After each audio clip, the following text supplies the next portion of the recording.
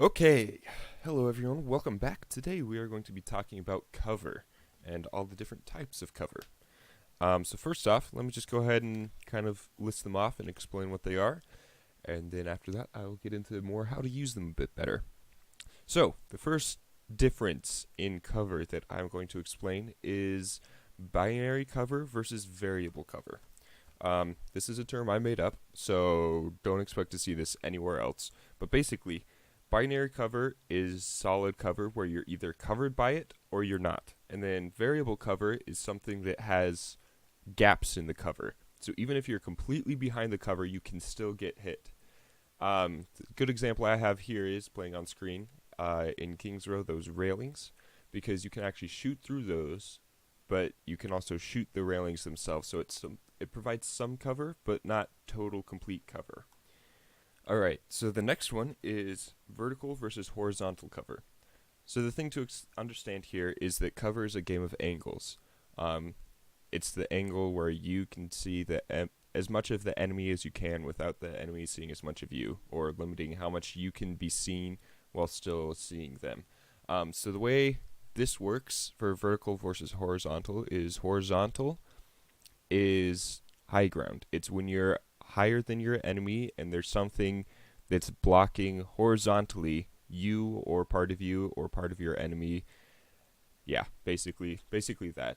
You can see demonstrations on screen and stuff here right now, so it should make some pretty decent sense. The next type is vertical. This is your standard corner that you're just hiding behind and shooting around. The next piece of cover is partial versus full cover.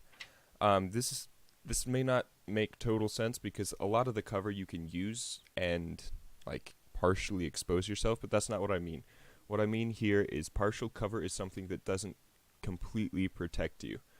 So, for example, lots of times there will be like little things that you can hide behind that'll go up to like waist height and completely block. So it'll be your binary cover, which is full cover, but it only covers part of you. Another thing though, there are lots of spots where you think it's full cover because it goes from one end of the world to the other, so you can't fly over it, you can't fly under it, yada yada yada.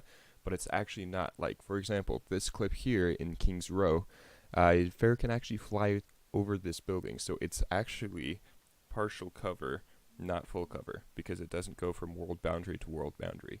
So this is something to keep in mind. Look out for those spots. Moving on to the next one, though, we have stationary cover versus mobile cover. This is very simple, okay? Stationary cover doesn't move, okay? You wrapped your head around that yet? Okay, so then mobile cover does move.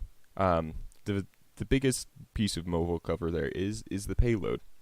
And then, of course, you can also have your teammates or the enemy teammates, even if you're trying to shoot Ana, because she can't shoot through that.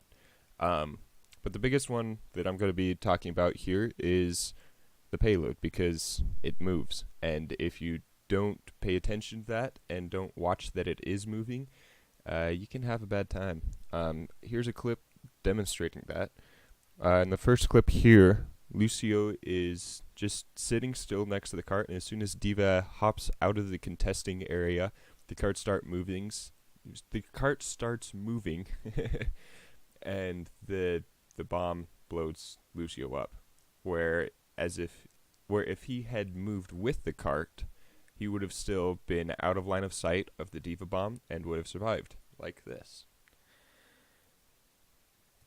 Alright, so that pretty much sums up all the different types of cover.